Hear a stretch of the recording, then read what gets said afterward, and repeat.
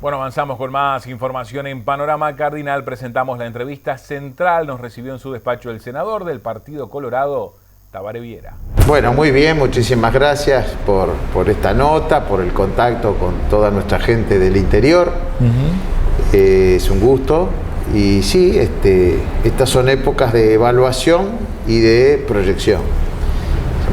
Una especie de bisagra, ¿no? Culmina un año del periodo legislativo y el 1 de marzo comienza un nuevo periodo. Justo también con lo que nosotros consideramos un hito en toda esta situación de crisis, de pandemia de salud y de crisis asociada a la misma, que tiene que ver con lo económico, con lo social, claro, con lo laboral.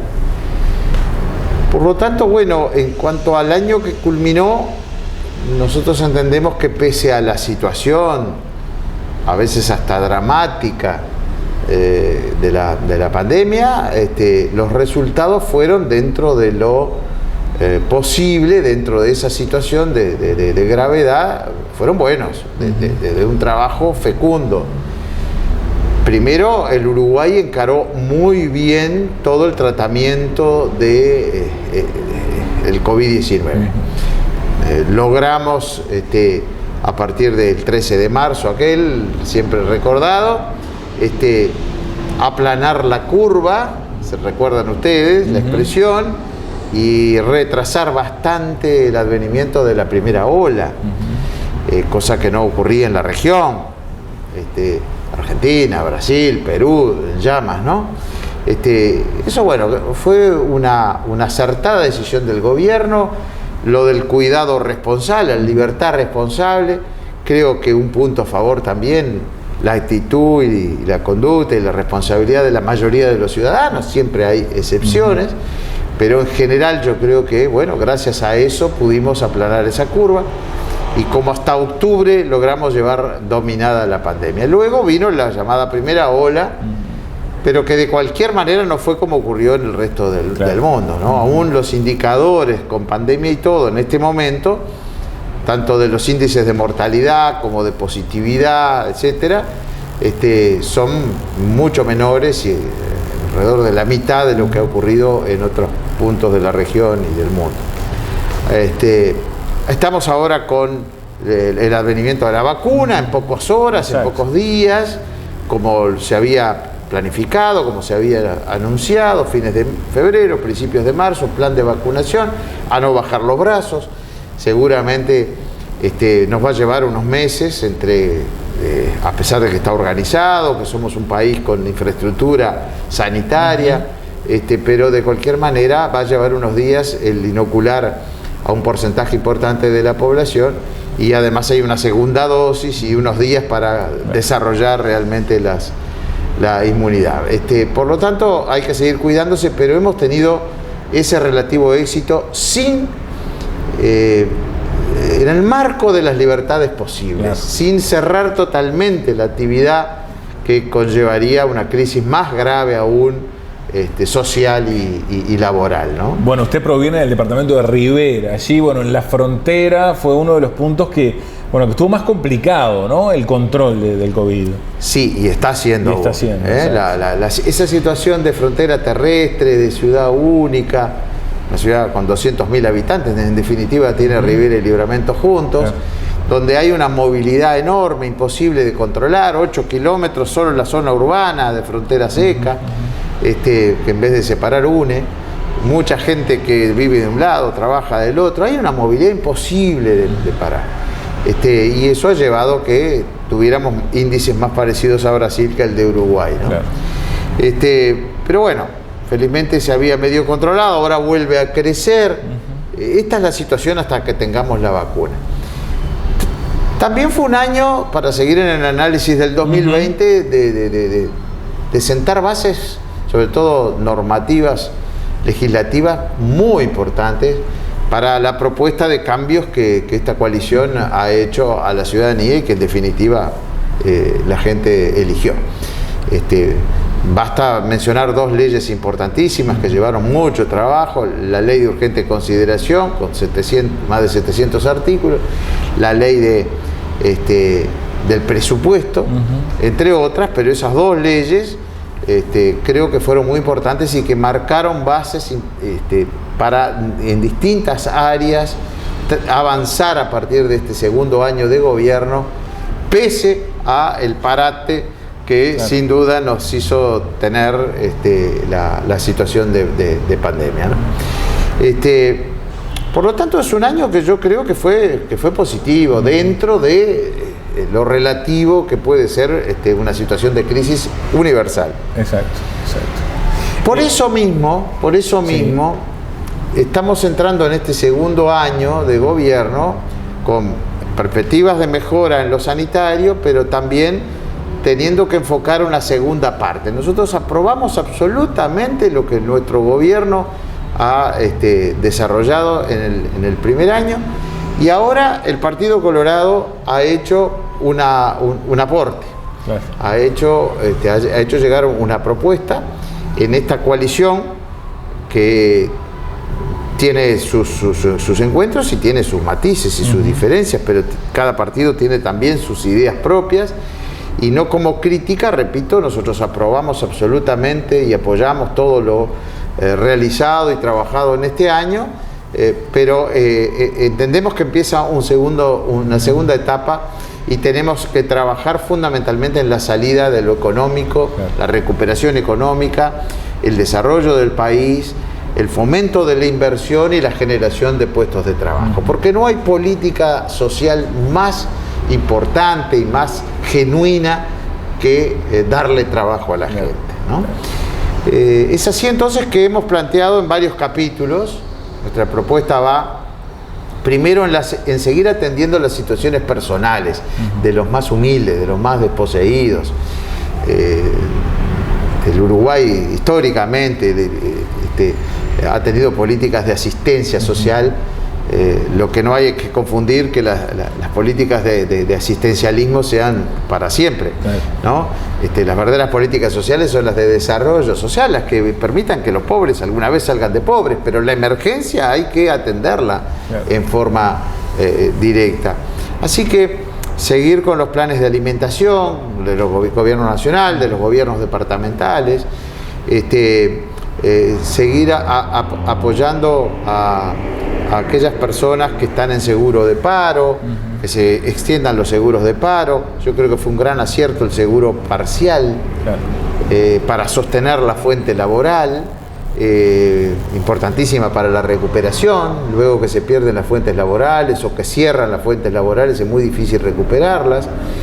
Lo mismo que el seguro de paro flexible. Entendemos que tenemos que desarrollar un plan de trabajo solidario. Ya lo hicimos en épocas del ministro, junto con los gobiernos departamentales. También creo yo que los mejores planes asistenciales es darle trabajo a la gente, aunque sea provisorio, ¿no? Claro. Así que un plan de trabajo solidarios. Luego la atención a la pequeña y mediana empresa. En el mundo entero, la pequeña y mediana empresa son las que generan mayor cantidad de empleo. El 80% del empleo se genera a través de las pequeñas empresas. Así que planes de financiación, planes de poder cumplir con compromisos impositivos, fiscales, como por ejemplo estamos proponiendo la suspensión del adelanto del IRAE y del impuesto al patrimonio, planes de créditos que permitan mantener a las empresas en funcionamiento y en liquidez. Estamos proponiendo un plan de subsidio a las empresas que tomen o retomen empleados. Proponemos 10.000 pesos por cada empleado que se tome, de manera de ayudar a las empresas y de ayudar a volver a la formalidad a una cantidad de trabajadores. Y por último, estamos también proponiendo la creación de un fondo con la emisión de un bono que denominamos de infraestructura y vivienda, que genere con un fideicomiso un fondo entre el 1 y el 2% del Producto Bruto para adelantar inversiones del propio Estado, ¿no? En vivienda y en infraestructura. Eso es muy dinamizador. La obra pública tiene un efecto multiplicador muy importante en la economía, ¿no? Además, seguimos trabajando en algunas áreas en particular. Hay áreas de la actividad nacional que realmente han sido las más afectadas. Una de ellas es el turismo. Claramente necesita de apoyos y de apoyos extraordinarios. Estamos trabajando en algunas ideas de esas para profundizar en ese tema. Tenemos áreas del sector agropecuario como la lechería, que está en dificultades serias, el sector arrocero, el sector salud, está con severas dificultades. Estamos reclamando o proponiendo políticas de frontera. Nosotros necesitamos atender esas situaciones que son distintas en forma diferencial. No es lo mismo en nada, en precios, en la atención de distintos problemas, el sur del país que el centro o que las fronteras, fundamentalmente las fronteras secas, ¿no? Entonces desarrollar políticas especiales, específicas para las fronteras es una de nuestras propuestas. Así que estamos trabajando muchísimo en esa planificación. Le hemos hecho llegar estos aportes al presidente de la República, al Poder Ejecutivo. Eso le iba a consultar, ¿cómo fueron recibidas las propuestas, ¿no? ¿Podrían ser aplicables?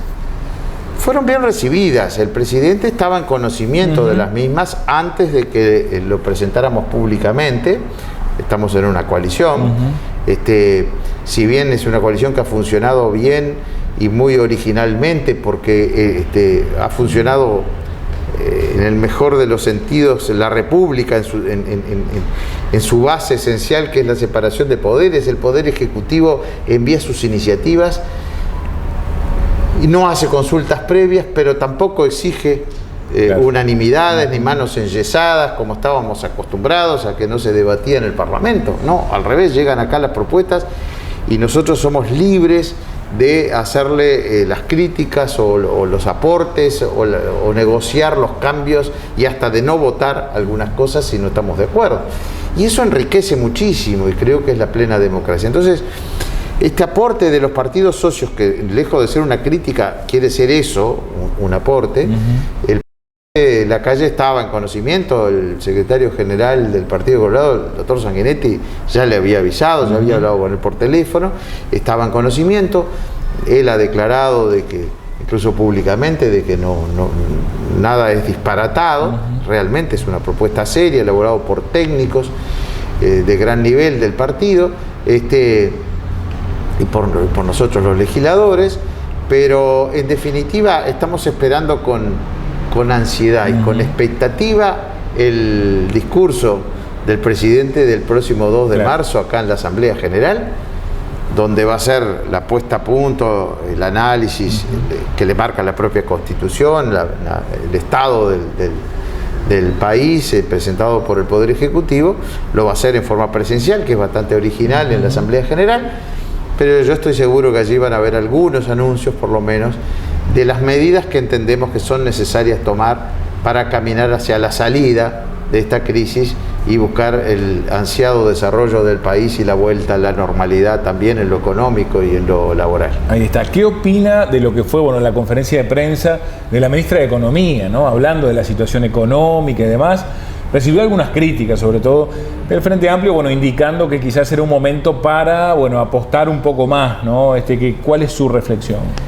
El Frente Amplio está haciendo su trabajo de oposición y yo creo que en estos últimos días, incluso con una estrategia de casi acoso, basta ver la cantidad de ministros que empezó a convocar.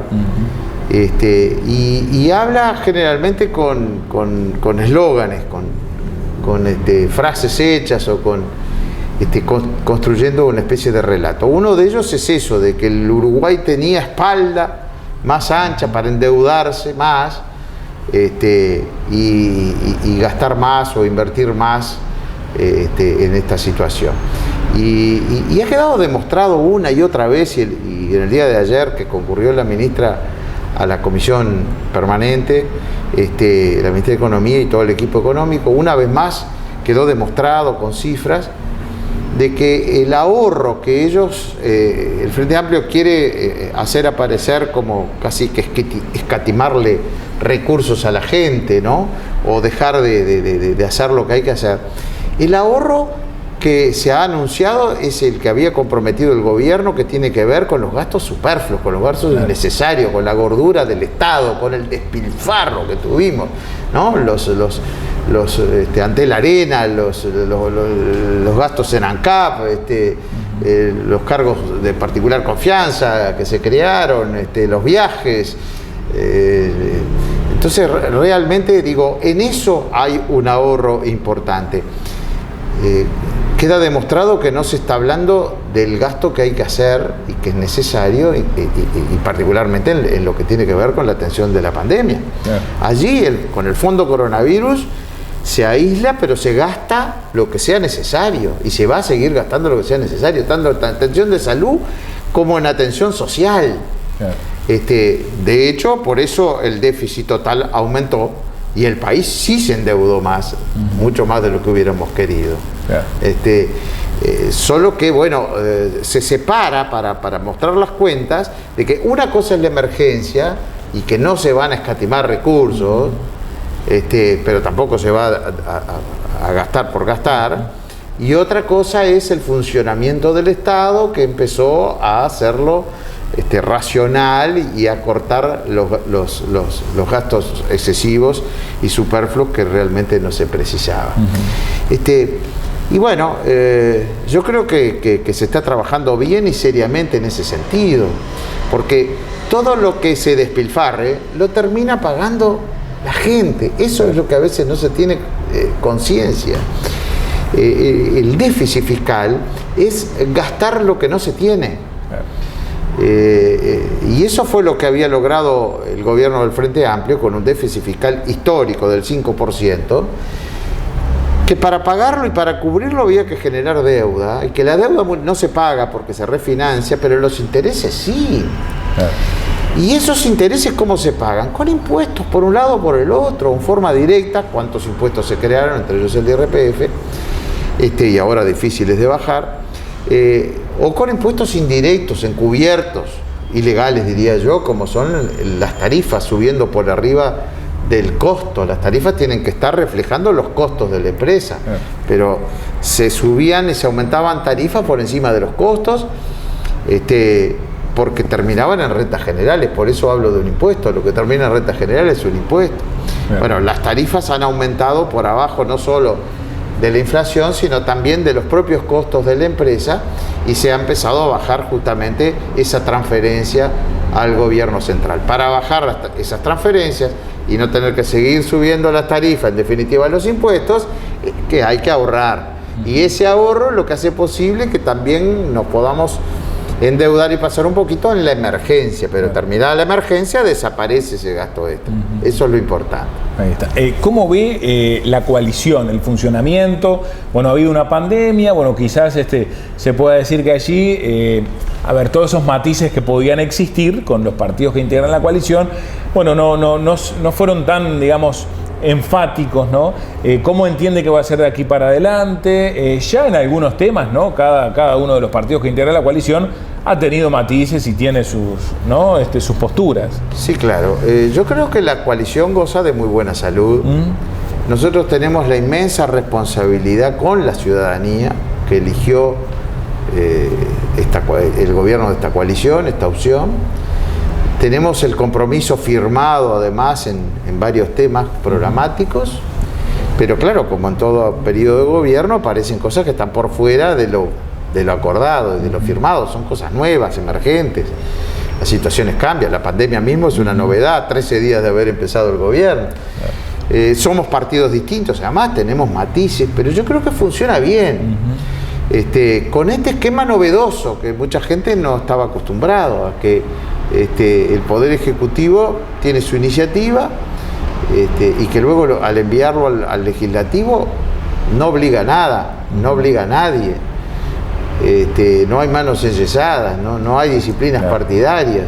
Y por allí surgen, sí, diferencias, se debate, se discute, se llegan a acuerdos, se cede, hasta no se aprueban algunas cosas.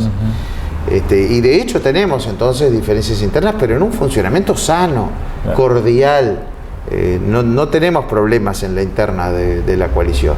Y sobre todo nos guía ese sentido de responsabilidad con la gente, ¿no? Muy bien. ¿Cómo ve el futuro cercano, senador? Bueno, veo con un año de mucho trabajo. Tenemos por delante temas a definir que estamos trabajando y que son importantes, pero difíciles.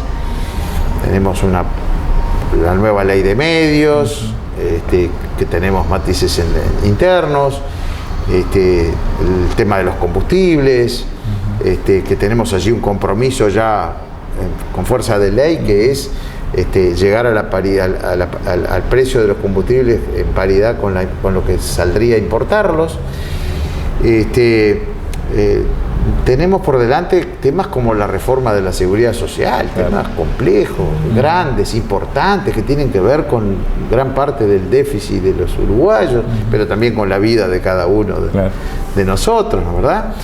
Y bueno, y los vamos a ir discutiendo, estudiando, negociando, buscando la mejor solución, en una coalición que el Partido Colorado está proponiendo avanzar incluso.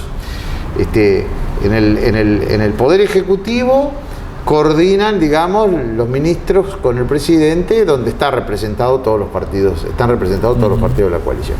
En el Parlamento también, hace pocas horas, nos reunimos la bancada de diputados y senadores juntos para analizar los temas parlamentarios y el futuro periodo legislativo. Nosotros estamos proponiendo además avanzar en la institucionalidad de la coalición, formando además algunos órganos como una mesa política donde se pueda discutir y analizar otros temas que no son los parlamentarios estrictamente, sino las decisiones políticas. Bueno, veremos. Esto es algo que va a ir madurando y que va a ir creciendo seguramente el pasar de los días. Muy bien, le agradecemos su presencia en Panorama Cardinal. Por el contrario, yo soy el agradecido y un saludo fraterno a todos los televidentes.